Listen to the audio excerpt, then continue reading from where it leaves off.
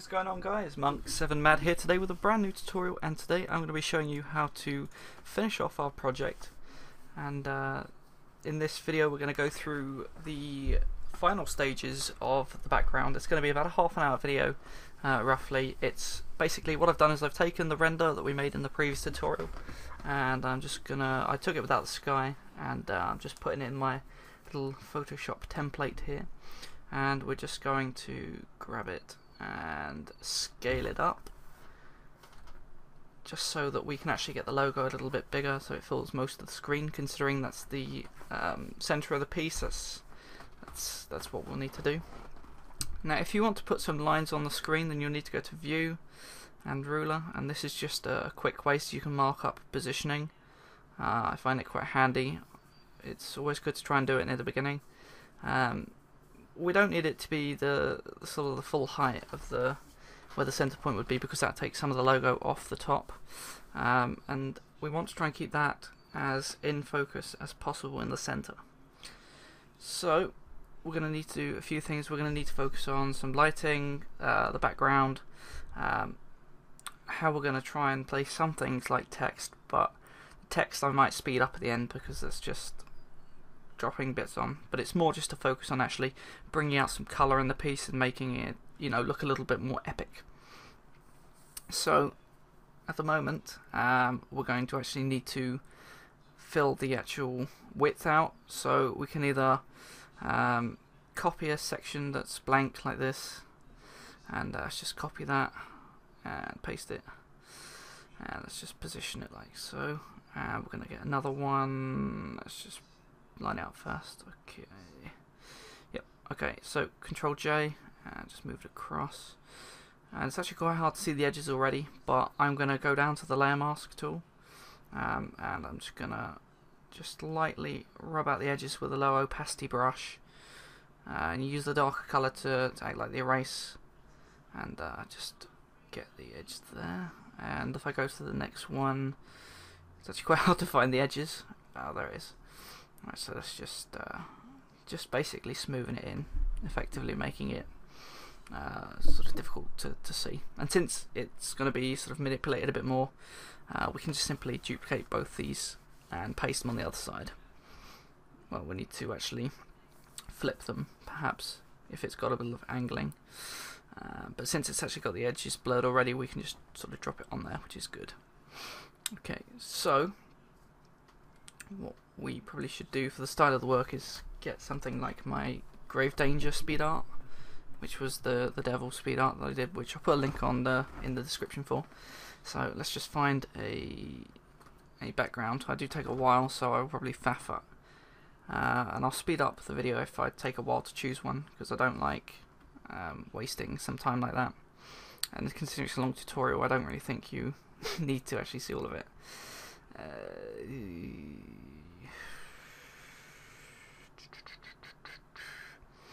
You want to try and find one ideally that's got a nice angle, one that sort of reflects the same as your image. You don't want one that's above, that you're looking down on.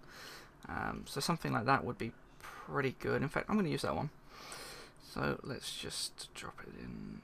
Okay, and let's drag it across. Okie dokie. Right, now we need to actually scale this down and place it a little bit more. And we're going to also need to move it beneath all the layers so that it's at the bottom. It's amazing how it's already got a lot more light in it, and it changes the whole atmosphere of the image straight away. I mean, you can use whatever background you want, but ultimately, choose one that sort of reflects the mood of your piece. Right. Now, since we want the focus in the middle, we're going to need to sort of blur the edges, and we're going to have the most light in the middle, so you can see quite a light section of the sky there. So we can go and find something like a flare or some lights or some particles, and see if we can find one. And that's just to give it its primary light source. I think we're probably going to go with a particle, to be honest. Just make it look like it's almost lights ray down onto it. I'm going to use the one on the right since it's actually a little bit darker. We don't really need the orange tint so much, we can just sort of add that in manually if we want to. So let's just copy and paste. And let's change the blend mode to screen light. Let's find a blend mode that works nicest, to be honest. I think screen's going to be alright. It's a pretty simple one to use. It just removes the darker side of the image. And let's just move our border above that edge in a minute. I mean, you can try and erase it, but it's good to actually see the angle at which the light is coming in at the moment, so I'm going to keep it there for a second. So let's just try and think where we're going to position the light. You can have it either from the left and sort of have a shadow at the front, or maybe have it from the right hand side and have it so that there's sort of a shadow going back. I mean, you don't have to add a shadow, but I think for the sake of realism and for this piece in particular, I'm going to do it. I think it's the key small subtle details that can sort of define sort of like a good worksman almost. So let's just get a new layer. Let's get a paintbrush, and I'm going to light up the middle bit. So let's just get a nice soft brush. Let's have a low opacity.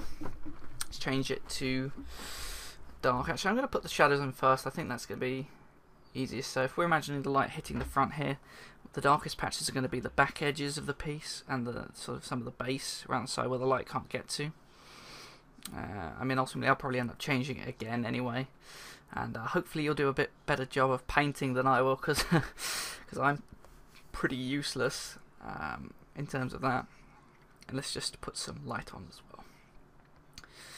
So if we're imagining where the main light is coming to, so this edge here, then let's put the most focus around there. I mean, of course we're going to go around some of the edges of the rock where the light could catch, just to give it a bit more realism. Let's just darken up that bit where the light's going to be sort of hidden off, maybe a bit too much. So it's just trying to sort of define the points where the light can and can't reach, and I'm just going to rub that bit out because I've gone a bit far away from where I want. I don't particularly want to be darkening the sky, I just want the focus on the logo, and since it's to be honest, I could have actually created a clip mask for that, but I don't want to move any other things at the moment. I want to keep that layer where it is. Still a bit more light in the middle there. Let's just zoom in and shrink the brush down. And you know, you can position the light and the colours however you like. I think the white for the start is good for lighting. You can use things like orange for sort of creating more atmosphere, but I'm gonna do that personally later on. I always put the main sort of content in at the start, and then I do the light tweaks at the end. So it might be worth putting something like a gradient on at this stage, because then we can sort of narrow in the actual piece. Now I'm going to use the gradient which has got a transparent part on it, which is the second one here, and it's just one with 100% opacity and the other side of 0. And I'm going to change both these colours from white to black, and that's okay. I'm going to click OK, and I'm going to go to Style, Radial, and I'm going to reverse it. And let's just push the scale up a little bit so that the edges move out. You don't want to go too far into the piece because you can sort of really too narrow in your piece, which you don't particularly want to do. I think that's not too bad.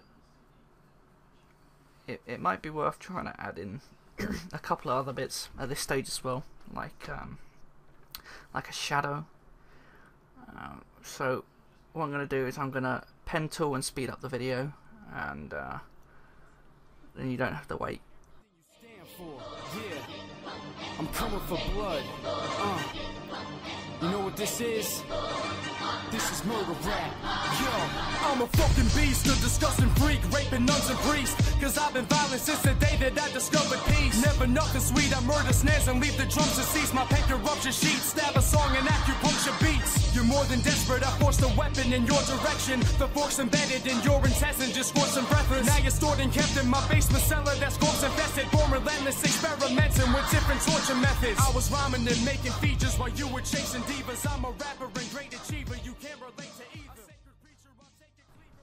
Okay, so now that I've done that, I'm gonna grab that layer and make it into a shadow.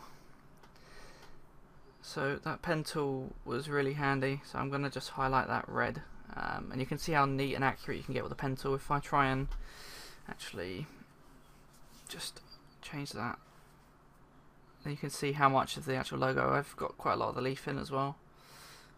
And I'm just going to rasterize that layer type so that the logo is now that one colour.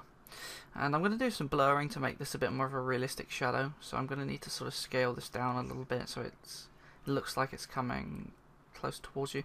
To be honest, I should use the perspective tool, but I'm going to use that in combination. So I'm just going to go to transform and perspective, and I'm just going to scale this up until we find a good position that might reflect the way we want our light to sort of work. And I'm just going to move it to the side so the light almost looks like it's coming from the front. And you can see now that it's just going to be matched up with the base, because we can just blur the actual edges. So Gaussian blur, and I'm going to go to radius of about 5, and I'm going to go back and get filter, blur, motion blur. And this is just to make it look a little bit more realistic, like the light's actually pushing itself across the shadow as opposed to it just sitting there. So 50 pixels distance at negative 25 degree angle. And I'm going to change the blend mode to something like soft light or overlay. I'm going to use soft light, and if it's a bit dark we can turn the opacity down, but I'm going to first of all use a layer mask to just erase the bits off the logo so it's not on top of the logo but it sort of falls behind it. So if I just go around the edges here, it's looking pretty good. Just make sure I've got the edges, because if I put some contrast on that in a little while that will show up a lot. So I'm going to turn the opacity down to about, well, it's got 82, but you could turn it down to a proper even 80 just to soften the shadow up a little bit. And already the lighting is starting to look pretty neat. So excuse me, so I'm going to move the shadow beneath the gradient that we made. I'm going to do a gradient map now, and I'm going to have the colour going from black to white, not white to black. It's on reverse, right? So put a gradient map on it that's black to white so we can get some sort of contrast going. This is where we're going to sort out the colour and the lighting together. So I'm going to change the blend mode to soft light, and you'll notice how much of a contrast there is. So it's probably a good idea to experiment with the opacity. So I'm going to put it to about half, and I'm going to get another gradient map. And this time I'm going to get a colour, and this colour is going to be more reflective of what the actual scenery is. So I'm actually going to choose my own colours. So I'm going to get a sort of a sky grey blue as the primary, and a bit of a murky grass as the sort of secondary, and I'm going to just reverse those over and change the blend mode to soft light, and that gives it a nice bluish tint. And that's starting to look quite a bit more epic. It's a little bit too much, so I'm just going to faff with the opacity. Let's make it 85%. And let's have a look. Well, the logo is a little bit dark, so we're going to make a new layer, and let's just get that soft paintbrush white again, and we're just going to paint over the logo. And what we're going to do is, by doing this, we're going to change the blend mode in a second to something like soft light, and it's going to lighten up just the logo, so we're bringing more focus and more colour to the actual logo itself, because the gradient maps have made it quite dark. And if it's still too dark, you can always duplicate it again, or you can paint another brush on it with certain highlights. I'm just trying to assess whether it might need one. But while I'm thinking about it, it might be wise looking at the logo to actually blur the background, because what we've got here is the actual grass, which is quite sharp, and I want to give it some distance, especially since the shadow's blurred. So I'm just going to grab the background bits. I've grouped it quickly and I've duplicated it, and I'm going to turn the bottom layer off, and I'm going to merge that together. So the whole background is now one piece, and I'm going to duplicate that, and I'm going to go to filter and blur and iris blur. And what this is going to do is create a sort of radial blur. And I'm just going to grab the edges and bring it in a little bit. And I'm going to grab the inner points, which are where the sort of soft fade of the blur will reach to. So let's just wait for it to load up. It might be a little bit too close. or a little bit too intense. So let's have it at about 10 pixels, and let's just stretch it out, and just to give it a sort of a gradual blur throughout the piece, on the edges anyway. That's quite nice. You can add something like light bokeh. It doesn't always pick up on certain pieces like this one, so there's not really much point, but if you're doing a cityscape or something like that, light bokeh would be a really nice effect there. And right, you can now see that the grass is blurred in the background, which is good, but we've actually caught some of the logo as well. So what we're going to need to do is get a layer mask, and we're just going to erase that top half off, and we're going to make sure that we turn on the bottom layer so that we still have the sharpness, but I've actually forgotten that we're going to need to blur out the spare layer. So we've got two layers. The top layer is the one that's blurred, and I'm just erasing the top half of that logo because it's blurred and I don't want it to be. And the bottom layer I'm going to use as sort of the original, so I'm going to get another layer mask, and I'm going to just remove the crisp background. Be careful not to catch the logo like I just did, because otherwise it'll make it look like you're actually going through the logo. So it might be wise to zoom in to certain spaces, just turn the brush down and just get into the smaller nitty gritty bits, and it gives it some distance and some perspective, and you know, I think it's really neat, and it does just give it a whole new level of life.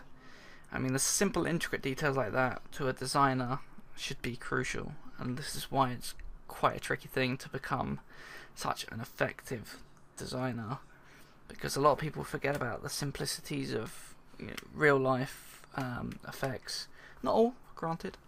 I myself have some blunder moments as well, and I'm actually gonna just, while I'm thinking about it, put a curves layer on to just brighten it up, and I'm gonna make a little S shape here to just contrast the piece a little bit. If I move it down, we might be able to get a slightly different light contrast ratio. So I'm just gonna put it about there and find a spot that works. Find whatever works for you. You can see that the higher up you go, the more contrast you get, but the lower down you go on the lower half, the more contrast, darker you'll get. So I'm actually just going to keep that, but turn the opacity down to about 70%. And I'm going to make another curves layer, and I'm going to do this individual channel. So if we go to RGB, you can click on red and actually modify just the red color. And I'm going to do the same as what I did before, and I'm just going to build sort of a little S shape, and you'll notice how we get a much more intense blue / green by just lowering the red. And I'm going to just change the green as well, just boost its primary green but contrast it so we've got sort of some sort of shade of grey blue there now. And the logo again is quite dark, so I'm actually going to just find that light that we made from earlier and duplicate it, and I'm going to try and change the blend mode, something like overlay. Is that alright? Hard light? No. Which one's works the best? It's not even doing anything, is it? No. Right, so I'm going to put it back on overlay. I think overlay's going to be I think overlay's going to be the best one to go with, to be honest. I was hoping that luminosity was going to pick it up, but it didn't.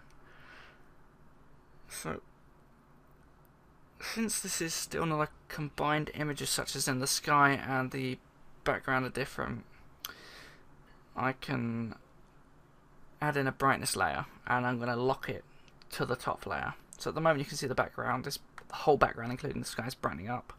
But if I just right click and create clip, now I've got more light on that logo and the floor, but not so much on the actual sort of sky, so it's not too overpowering. And I've actually put that layer strategically between the two layers. We've got the top one, which is the blur layer, and I've got that under that, so the light is directly on the logo. And I think it's looking quite good. I think the lighting is working pretty effective. Now, I'm going to try and add some atmosphere, so it's just dragging some other particles. Make sure that's actually above the layer you want. And I'm going to change that to screen, and let's just see if we can find a good angle for it. So let's transform, flip vertices. Not quite what I want. Let's rotate it 90 degrees. And it's just, we're going to need to actually soften out the edges as well. So let's just place it first. Get another layer mask.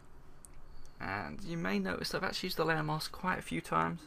So personally, it's one of my favourite tools. So it might be worth you looking into it. Just got to make sure I catch as much of the edges of it as possible. And I don't really want too much of the atmosphere on the floor itself, so I've erased some of that out. And now, since I'm going to be focusing on the lighting, I'm going to find a flare.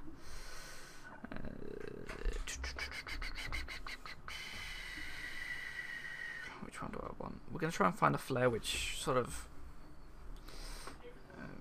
is the same as the sun, I guess. I mean, find one that's suited for your piece, but I think for what I'm doing, I think this is not a bad point. So let's just grab this, rasterize it, and I'm going to scale it down just a little bit. Let's just reposition it. Position it like we did with the particles. Try and actually line it up so that we've actually got this sort of consistent light angle going in. That'll give it even more realism. And let's change the blend mode to screen. You can't really see a massive difference. Color dodge. Color dodge seems to actually be doing a better job on this instance with the piece. It's not always going to be the case, but I'm going to leave it like that. And it's just giving a really nice light into the actual into the background. So let's just reposition it a little bit. Turn the brightness, so the opacity down.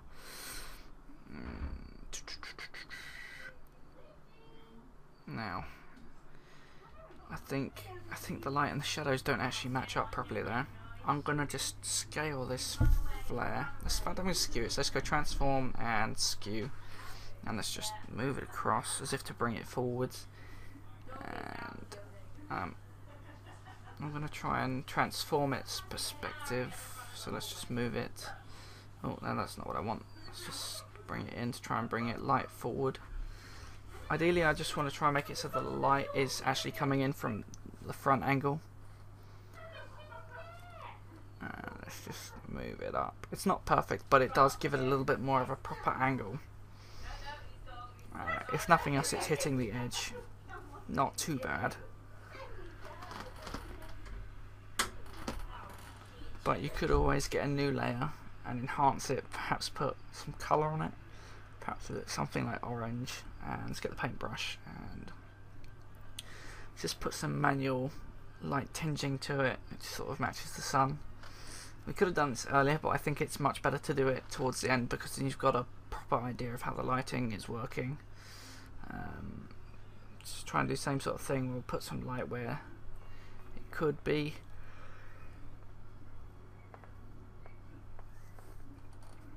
And just change the blend mode to soft light overlay. Let's just take off some of the edge. Make sure it stays on the logo. That's not too bad. I might need to change it a little bit. Just have a think. It's not totally suited, so I'm just going to turn it down and let's have a look. Alright, so I'm going to grab the entire group now, so everything, and let's just duplicate it, and we're going to right click, merge group, and we're going to duplicate this, and we go filter gallery, and glowing edges, which is under the stylized tab. Turn the smoothness down. Let's have a look. Brightness, we're going to put to 3. Leave the width as 1, or put it as 1 if you haven't got it as 1. And you can you can move the brightness anywhere sort of between 2 and 4, but I think 3 in this instance is good. And just remember, you just want to get the edges. You don't really want too much of every accessory.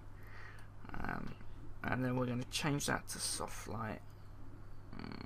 Color dodge. How's color dodge? Screen. Which one works best? Yeah, I'm going to keep soft light. I think it's got a nice contrast. I'm just going to turn it down nice and low so it has a very subtle effect. Let's put it to about 15 opacity.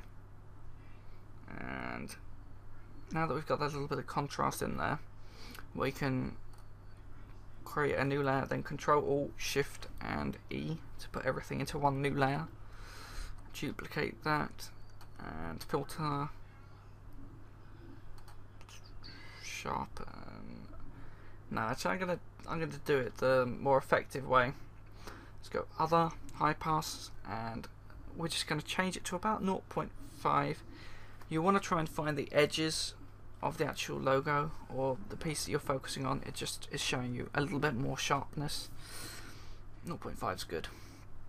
And it looks quite low, but it does work quite well. And change the blend mode to overlay. And now the image is quite crisp and sharp.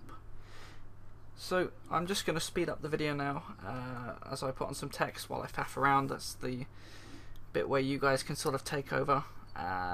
Undoubtedly this will change between the end of the video and the final result, but you put on your links and things, keep it to the side where it's darker, and try and keep the icon sort of in its own way, the power of the actual image. So I think this is going to conclude the end of the series. So I hope you've enjoyed. I hope you liked the final piece. I think it's come out really, really well. Let me know what you guys think of this series, and if you have any interest in any more series. Let me know in the comment section below your thoughts. But for now, I'm out of time. So thanks for watching, guys. Hope you enjoy. I hope you like the final piece. And I'll see you later. Thanks, guys. Take care.